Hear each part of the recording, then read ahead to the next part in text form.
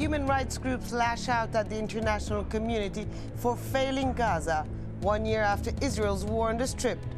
Israel is also accused of enforcing a policy of collective punishment there. Just how has the world betrayed Gaza? And aren't the Palestinians to blame as well? This is Inside Story.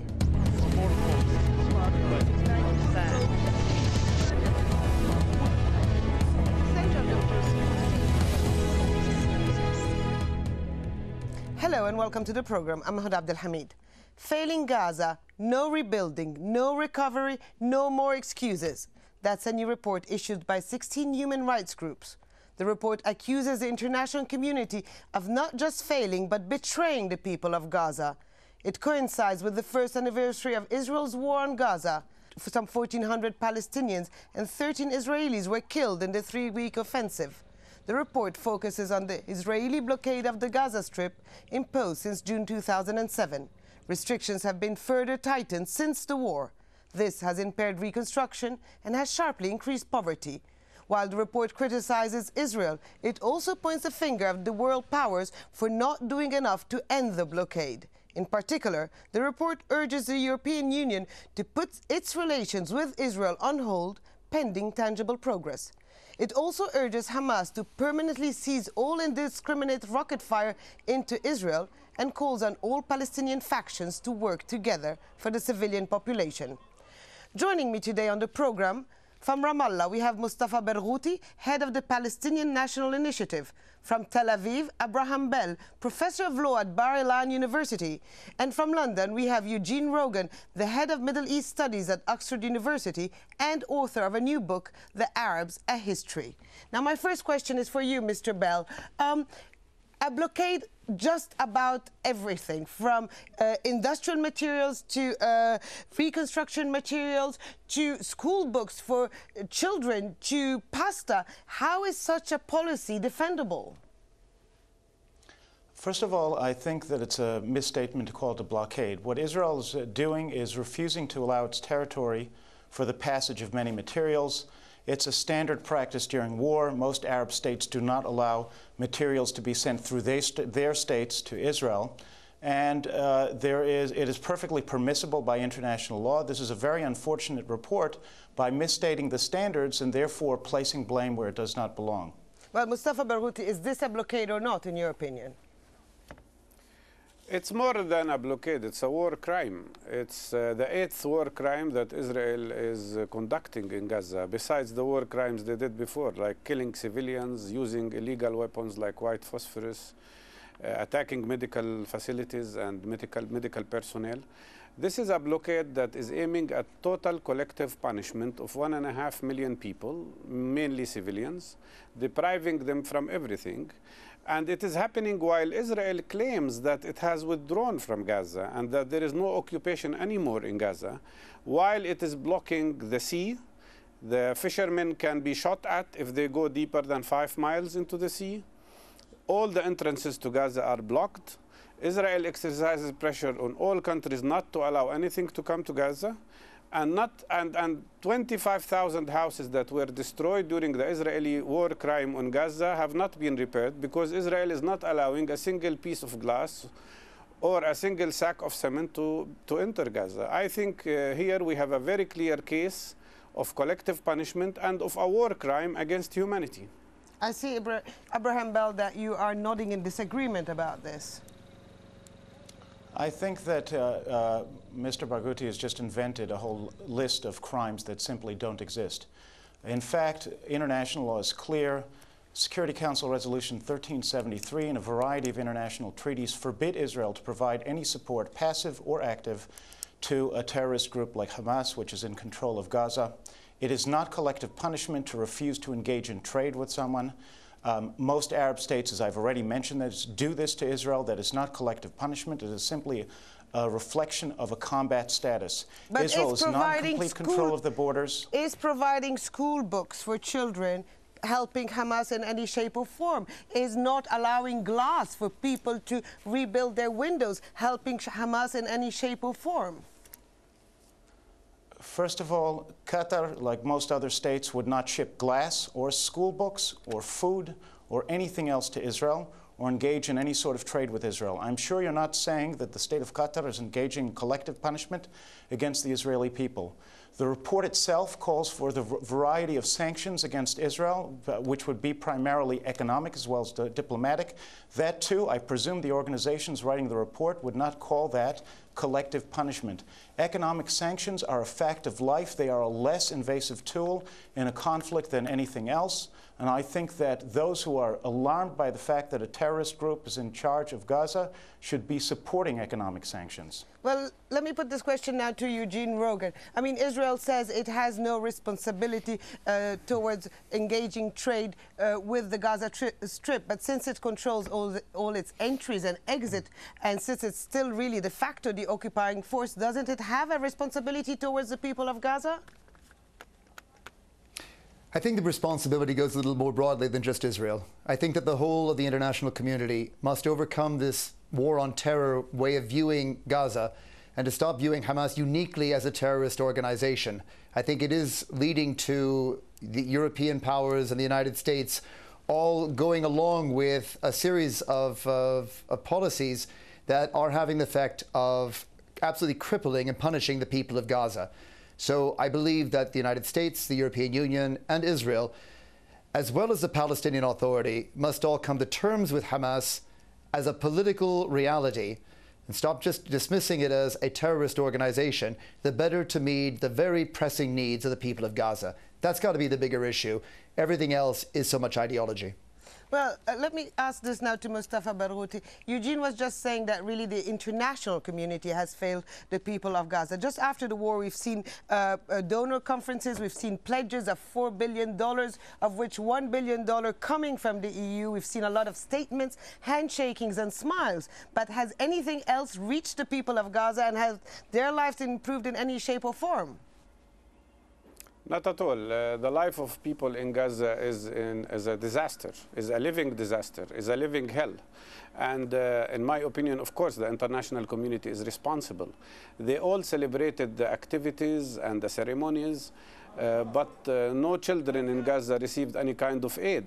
What we see here on the ground is an act of collective punishment. Unfortunately, the international community is responsible, and it is putting its well in the hands of Israel, which is itself is committing war crimes. When I mentioned the 7 war crimes that Israel has committed, this is not my only opinion.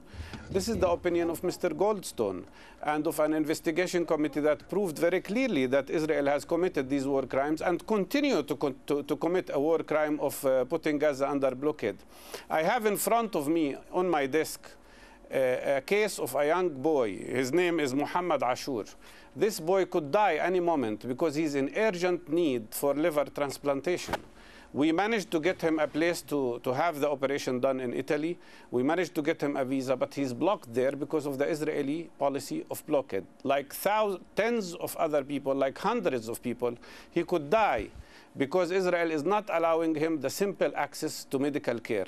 And in my opinion, who deserves sanctions in this case is Israel, which is conducting apartheid all over Palestine, including in Gaza. And what we need is economic sanctions on Israel to change its policy. And when I say that, of course, the Israelis will come back and say this is anti-Semitism. So this is anti-Semitism when we demand sanctions on Israel, but Israel, the occupying power of Gaza, which still occupies Gaza by air, by sea, by land, claims it has the right to occupy people, conduct apartheid against them, and put them under blockade and sanctions. Well, this is a level of violence that is unprecedented. Well, in recent times, Israel and the EU have been at odds with each other. Earlier this month, the EU minister calls for Jerusalem to serve as the capital of both Israel and a future Palestinian state as part of a negotiated peace. Jerusalem's status is one of the most sensitive issues in the conflict. While Palestinians welcomed the EU statement, the Israeli government denounced the move. They called it a dangerous threat to peace efforts. They also said this would undermine the EU role as a Middle East peace mediator. Abraham Bell, doesn't this just prove the point that Mustafa Barghouti was just trying to make, that each time Israel is criticized, it unleashes back? I don't see any connection between the demagoguery of Mr. Barghouti a moment ago, where he said falsely that Israel claims a right or engages in apartheid, and the other horrible things that he says, and the statements of Israel regarding the EU position. The EU position is unfortunate not because it accuses Israel of anything, but because it attempts to predetermine the outcome of negotiations, which is, as a matter of fact, undermining negotiations. It is a fact that right now the Palestinian Authority is refusing to engage in negotiations until its negotiating positions are accepted in advance. That makes it very difficult in order for negotiations to proceed. The rest of the charges that Mr. Barghouti are making are outrageous, they're false, and they certainly don't move things along either. But I wouldn't say that the EU has engaged in the kinds of demagoguery that Mr. Barghouti just did. Well, but give me the counter-arguments. The EU did call on Israel to lift the blockade. The international community did pass UN Resolution 1860, calling on Israel also to lift the blockade, and Israel has always ignored that. No, that's not correct. Resolution 1860 requires the unimpeded passage of medicine and food. Israel, in fact, provides of its own medicine and food, and also allows the passage of medicine and food to Gaza, as is required by internal Israeli law as well, by Supreme Court decisions of Israel, although, frankly, it is not required by international law in cases where there's a likelihood the aid will be diverted. There's nothing in international law which requires providing any other materials whatsoever. Israel is not required to do so. The fact that it sometimes does so is to the credit of Israel. And frankly, it's troubling, I think, that we are talking about the need to provide support, which is going to be passive support, but support nevertheless, to a terrorist organization that's in charge of Gaza. That is certainly not something that is going to help either the civilians of Gaza or the peace process. Well, Eugene, Rogan, just let me ask you this. Now, before 2005, there was a list of 4,000 items that were allowed into Gaza. Now that list is down to 35 items. The aim of Israel would be to undermine the Hamas deposed government. Do you think that such a policy is viable in the long term? No, I think it's short-sighted to the extreme. And I think that the only way forward for Israelis and Palestinians is, on the one hand, to see a genuine reconciliation between Fatah and Hamas, so that the Palestinians can negotiate with the Israelis from a common platform. So long as the international community continues to isolate Hamas, it makes this more difficult, which only prolongs the crisis and the problems for both sides. Frankly, I don't see much joy coming from economic sanctions, however much they might be justified or not, depending on one's political view. I think far more important is for the international community to put down some clear markers on what they believe to be acceptable in international law. And in that, I think designating, for instance, Arab East Jerusalem as occupied territory and not accepting the annexation of Jerusalem is simply Europe putting down an internationally accepted legal standard on which to start negotiations. I think taking the 1967 borders around the West Bank as recognized borders is again another way of just clarifying the situation, so that when finally the two sides do sit down, Palestinians and Israelis, to discuss their differences to try and reach the peace that will only bring good to both of their peoples, that they will do so through a level playing field recognized by the international community in international law. But again, the rest is just surface noise. Okay, Mustafa Barghouti, Eugene was making a point here that the internal disputes between the different Palestinian factions is also harming very much the people of Gaza. And at some point, the international community could say, why should we help if the Palestinians at the moment are not helping themselves? Absolutely true. The internal difference or internal fight between Palestinians is harming our cause so much. But let's remember who put the Palestinian National Unity government under blockade. It was under Israeli provocation. The whole international community, especially the United States, and then later Europe, most of Europe, I must say, because there were countries like Sweden and Norway who did not abide by that. They put us all under embargo when we were unified and united according to the best democratic elections ever in the Middle East. They don't want to respect the results of elections. They did not respect the national unity government in Palestinian side. And then they blame us for being divided. I think there is a limit to how far you can continue to blame the victim. But let me just say one thing here. I feel very sad for the Israeli society, because I have never encountered in any of the TV programs or dialogues a civil society activist from Israel who would be against the policy of the Israeli government. They all defend the same thing. And when we provide facts and arguments, instead than responding with facts and arguments, they start claiming that we are demagogues and calling us names. This would not work. The simple fact here is that Israel considers itself above international law. It considers itself impunitive to international law. It has committed several war crimes before, like in Sabra and Shatila massacre, or Jenin massacre, or Deir Yassin massacre. But this time, in the case of Gaza, it was exposed. It was known to the world. That's what Goldstone, who himself is Jewish, and I highly respect him, has reported that. It's time for Israel to wake up and discover and look in the mirror and see that they are not only an apartheid, they are actually a much worse apartheid than the one that prevailed in South Africa at one point of time. Otherwise, who is responsible for the death of 410 children in Gaza, innocent children, that were killed by Israeli F-16 jet fighters and by Israeli bombardment? Time has come for them to realize the truth, and the truth is that Israel is not only an occupying force, it's an apartheid that is committing war crimes, and this is destroying the future of both Palestinians and Israelis. There is another way, which is to accept that we should be free. And I tell you, and he should understand, that the Israelis themselves will never be truly free unless Palestinians themselves are free. Well, Abraham Bell, I know you don't agree with the idea of collective punishment, but putting such difficult restrictions on 1.5 million people because of the actions of a few, isn't that pure collective punishment? We're not talking about putting restrictions on 1.5 million people. We're talking again about the transfer of goods to territory that is controlled by a popularly elected terrorist group. But now, those goods go to the people. It is an unfortunate truth that in war, when states do things they are permitted to do by the laws of war, that ordinary people are hurt. That is a fact of life. It's an unfortunate fact of life, but it's a fact of life. The way to end that sort of suffering, I actually agree with one thing that Mr. Rogan said, is to bring about a peace. When there's peace, then naturally all of this suffering will go away. The difference, of course, is that Mr. Rogan calls for the states of Europe and the rest of the world to lay down international law markers in a one-sided way. But he says, let's lay down markers about borders, but then he ignores there are markers that exist in treaties like the International Convention for the suppression of the financing of terrorism that forbid supplying support to terrorist organizations. He ignores the fact that the International Court of Justice stated that the pre-1967 ceasefire lines are not international borders.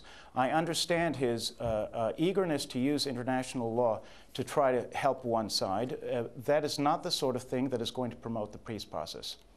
Well, Eugene, let me ask you a question. Now, I think the big debate here is whether Israel is violating humanitarian international laws or not. And the idea in Israel is that they are not. What do you think on this? Look, I mean, Professor Bell sees himself as a committed Israeli patriot, and he believes that what he says represents what's in interests of Israel. And I fundamentally disagree with him. I think that the armistice lines are enshrined by agreement struck in 1949, and I think that the UN Charter is quite clear on the inadmissibility of the acquisition of territory through war. So however much quibbling we want to do about the international legal standing of these things, that only makes it more difficult to reach the kind of viable solution between Palestinians and Israelis, which I believe is going to be in Israel's best interest as well as that of the Palestinians. Again, you can wish away Hamas, but I don't think that wishing is going to bring you the reality of the peace to which both peoples aspire. So, as I said before, I think it would be unhelpful to make Israelis defensive, so I don't think that sanctioning Israel is going to get anywhere. We have to try and make peace with people like Professor Bell in the Palestinian-Israeli context work. You can't ignore these views. But I think that it's going to work better when everybody then begins to address all the relevant players. Hamas is far too relevant to dismiss as simply a terrorist organization with which you can't deal. And it is going to be very much to Israel's expense to continue to let the situation in Gaza deteriorate, because whatever explodes in Gaza is going to explode all over Israel. And so here again, believe me, Professor Bell, it's in everybody's interest to see Hamas brought in from the cold, reconciled with Fatah, and brought into the political process precisely so they do not behave as a terrorist organization. But Professor Bell, isn't that a point, that Hamas at the end of the day is an entity that you will have to deal with, that Israel will have to deal with and have to sit at the table with in the end, and that all the suffering that it's imposing on the people of Gaza at the moment will just have benefit no one? I certainly don't think that the suffering of the people of Gaza or the suffering of the people in the West Bank or the suffering of Israelis who are under rain of rockets from Gaza is helping anyone whatsoever. Whether it is true that Israel should violate international law and support a terrorist organization, I don't think that's true either. I think that ultimately, when the Palestinians are ready to have a leadership in Gaza that does not call for the destruction of Israel the way Hamas does, and that does not engage in terrorism the way Hamas does, we will be able to sit down and have peace negotiations that I hope will be successful. Well, Mustafa Barghouti, just briefly, because we're nearly at the end of the show, I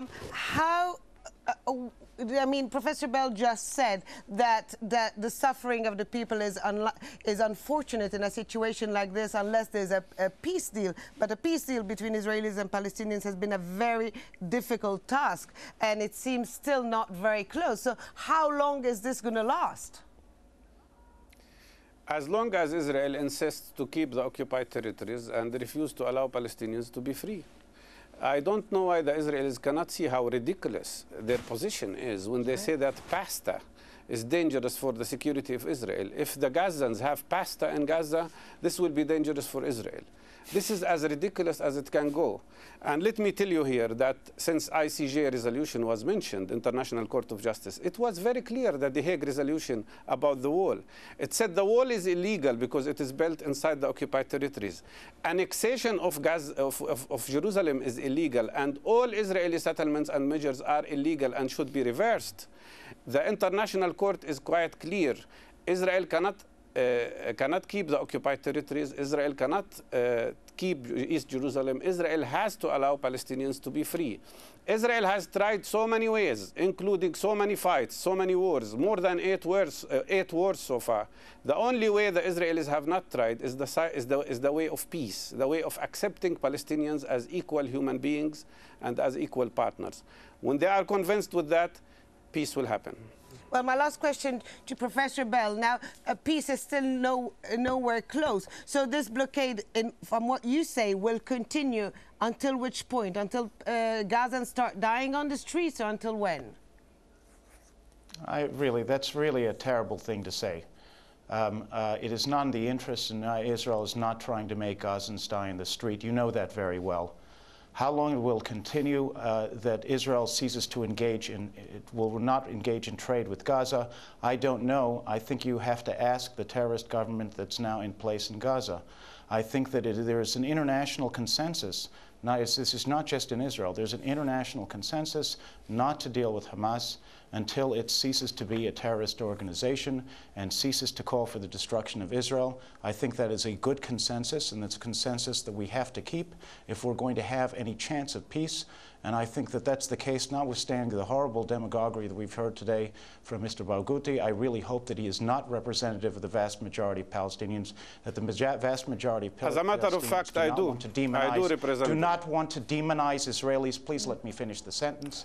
And in fact, are willing to live in peace. Gentlemen, we have reached the end of the program. Thank you, Mustafa Barghouti, Professor Abraham Bell, and Eugene Rogan in London. And thank you so much for joining us here on this edition of Inside Story. We welcome your comments and suggestions. Please email them to us at insidestory@aljazeera.net. Goodbye for now.